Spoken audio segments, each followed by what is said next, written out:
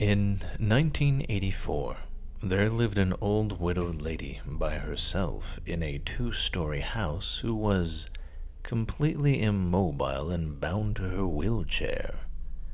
Ever since the mysterious death of her husband, she required the aid of a carer who would visit her daily to help with the everyday tasks.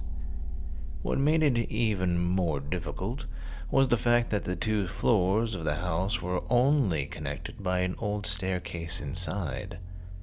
When the old lady needed to move between the two, the carrier would have to carry her frail body like an infant up and down the stairs. One day, the police received a call from the widow. There had been a murder. Since the police units were scarce at the time, the murderer had already fled the scene. Only one detective was sent out to conduct the initial crime scene report.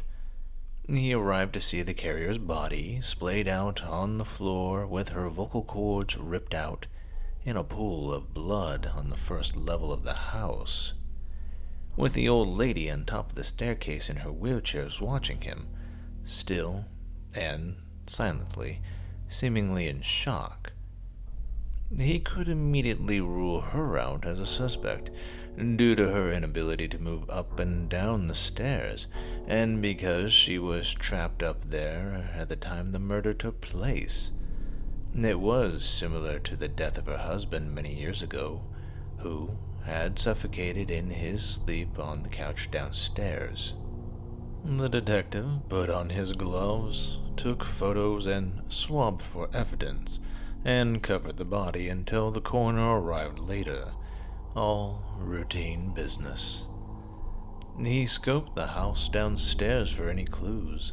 Then he asked the old lady if he could look upstairs.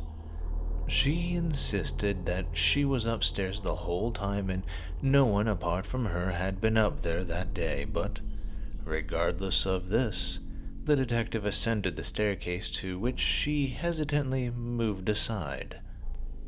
Beyond the staircase, there was a narrow corridor with 3 closed doors alongside it. He checked behind each of the doors. The empty bedroom, nothing. The bathroom, nothing. He became anxious as he slowly made his way to the final bedroom where the old lady slept. He opened it and everything looked normal. The bed, the wardrobe, and the bedside table with a lamp. He checked every wall in the room in horror, as it was not what he discovered, but what he didn't discover that made him stop dead in his tracks and slowly reach for his gun in its holster. It was a detail so minor that they had completely overlooked it on the last investigation of her husband's death. There was no phone upstairs. He suddenly heard a noise as he withdrew his gun and rushed out of the bedroom, only to find an empty wheelchair atop the stairs.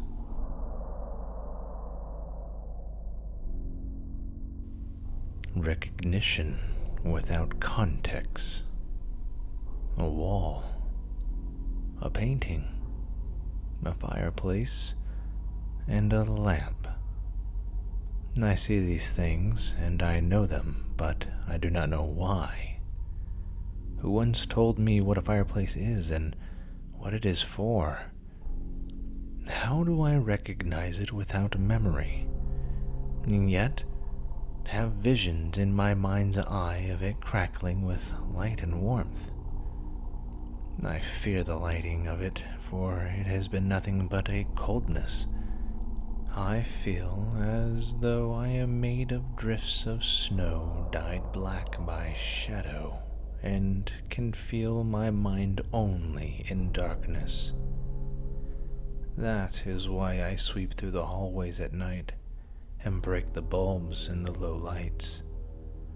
I cannot think while they are lit, and I must think. I must find an answer. Something stirs. It is a doll with black hair dressed in pajamas.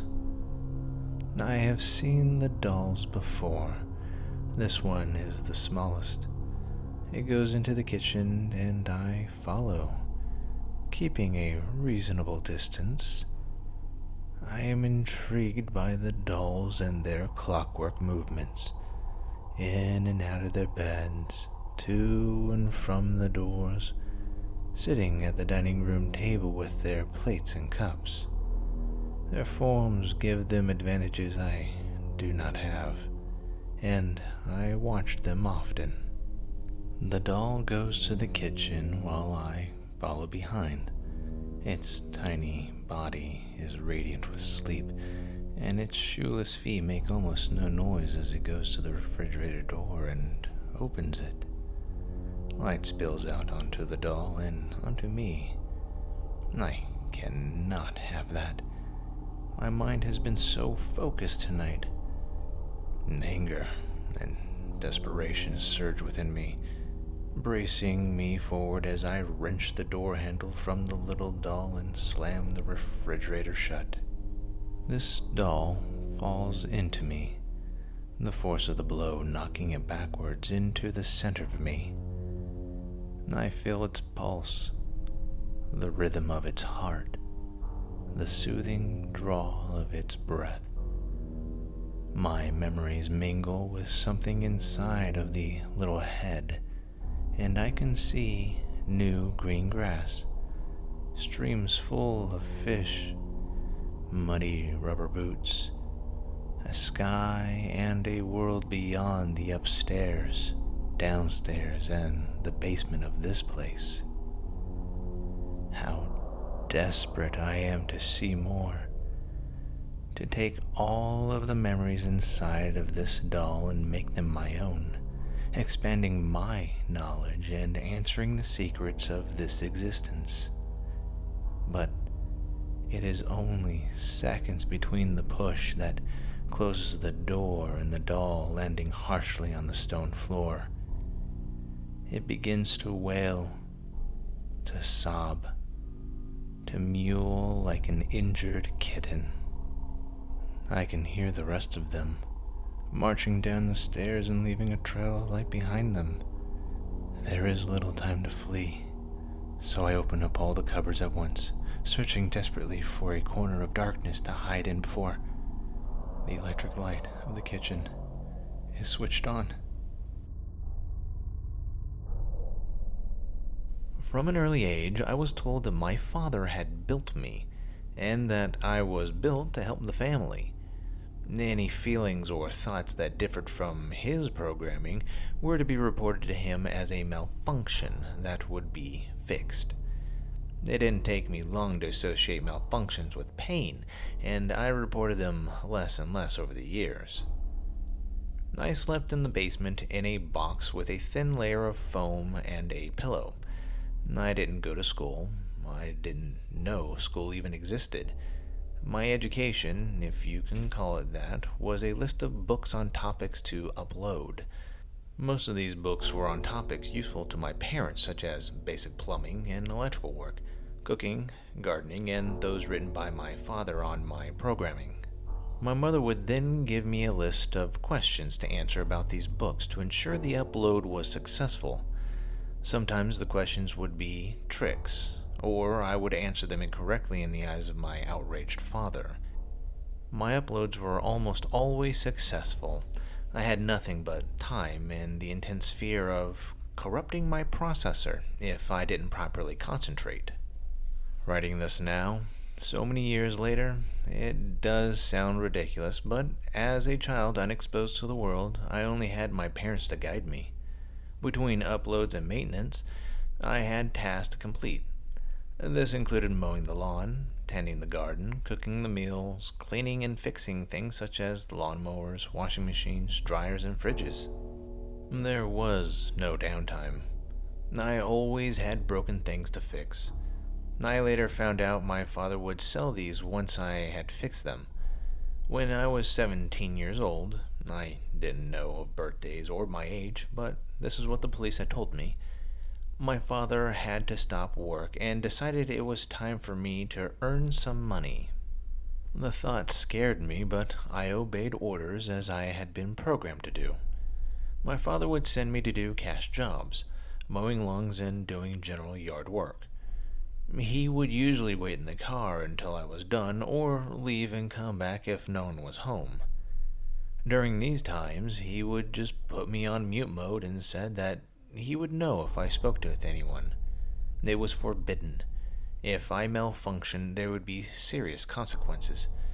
No one ever approached or spoke with me.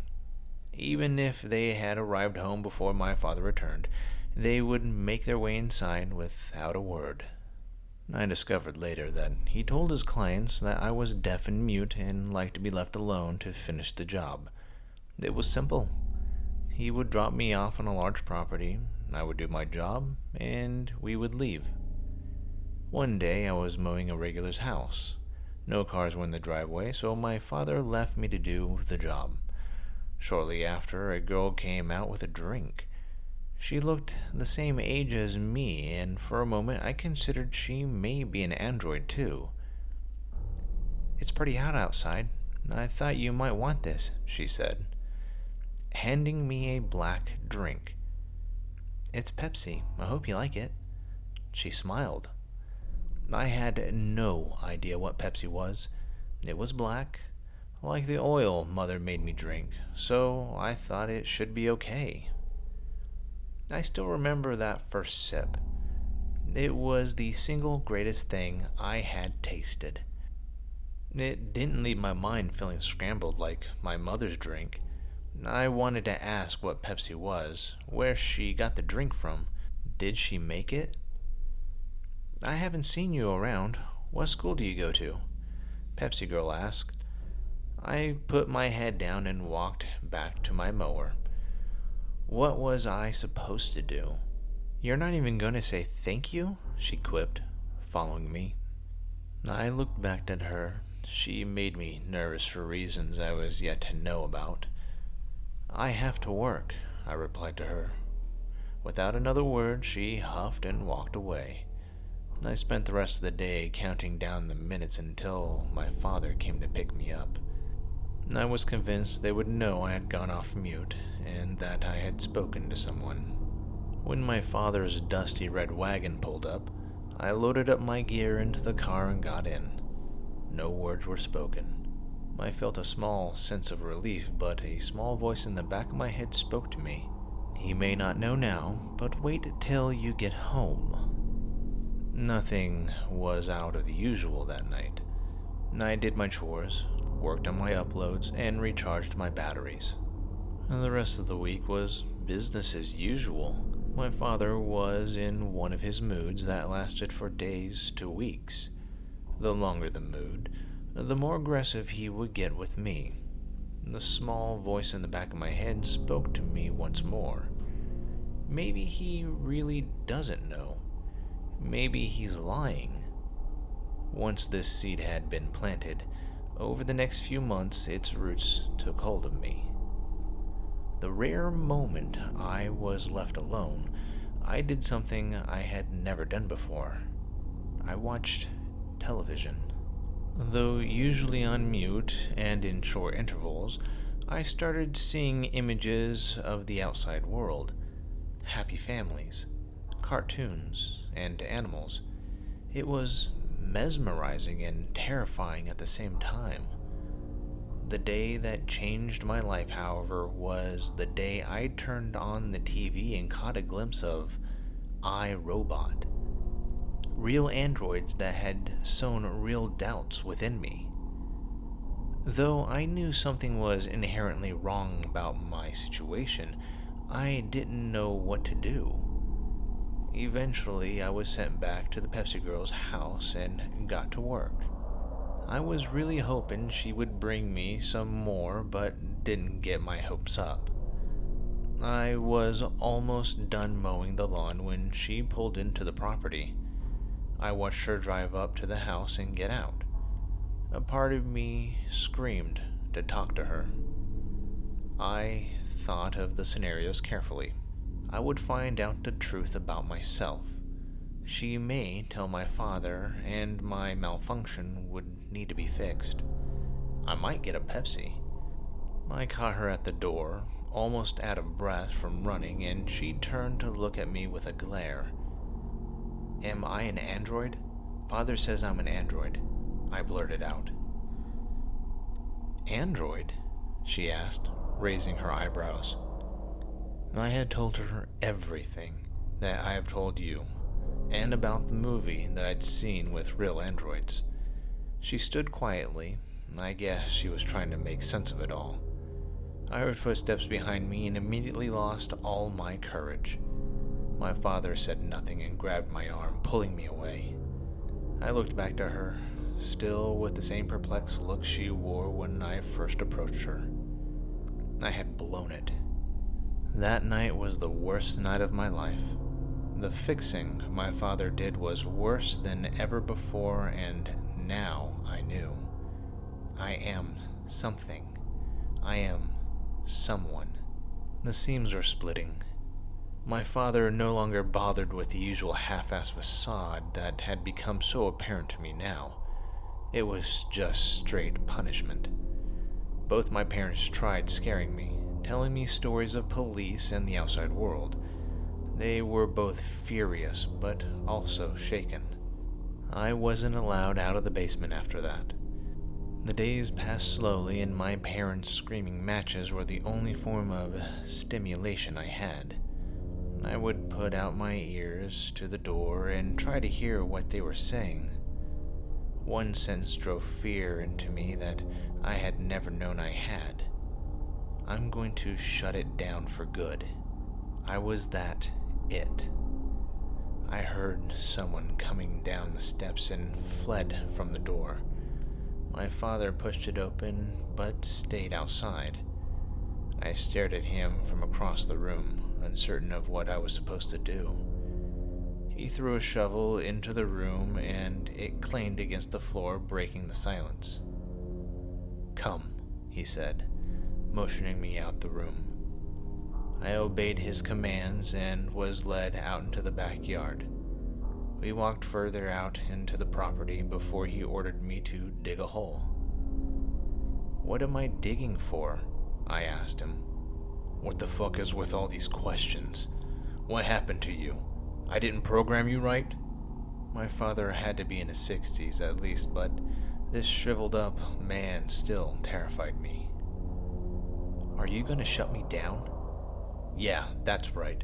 I'm gonna shut you down and get a new one. One that could keep its fucking mouth shut. A half smile appeared on my father's face, as if satisfied with himself. That smile pissed me off. That man pissed me off. As much as he scared me, I thought of what I was missing. Though I didn't even know I was missing a part of the magical world I had put together through the TV shows I'd seen. I thought of the Pepsi girl. I thought of the fucking Pepsi, and then all the pain this man had caused me. I clenched the shovel and swung, connecting with the side of his face.